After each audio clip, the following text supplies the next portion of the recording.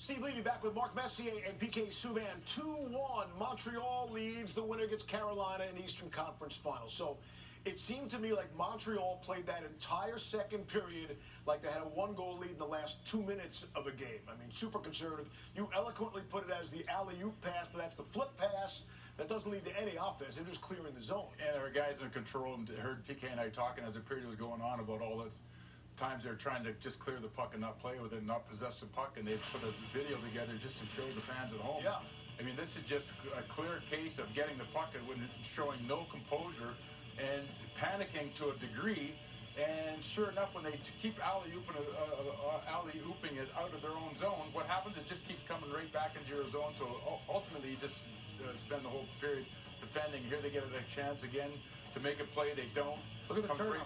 Comes right back at them again.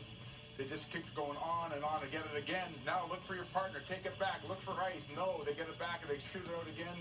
Comes back into them and right back down their throats again. Here they got a chance again to make a play. They don't. Off the glass and out.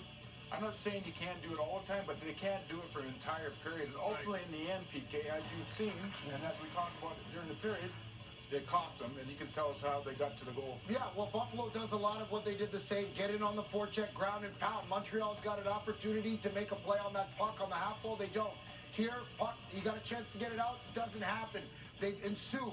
So this wears you down. And for Montreal, you have to make Buffalo defend. This is not winning hockey in any game in the playoffs. They have to get out of this rut. They did it against Tampa.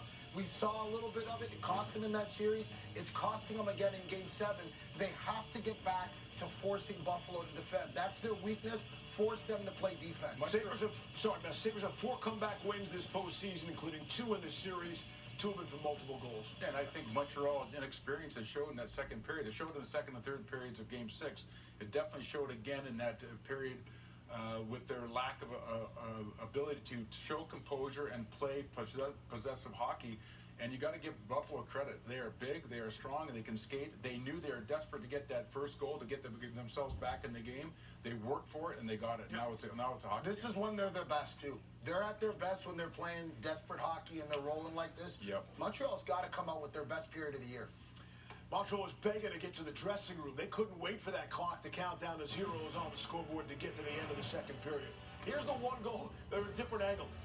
Look at what Jakob Dobisch. But that's what it takes to beat them, right? You got to wake up, guys. Put them on their heels.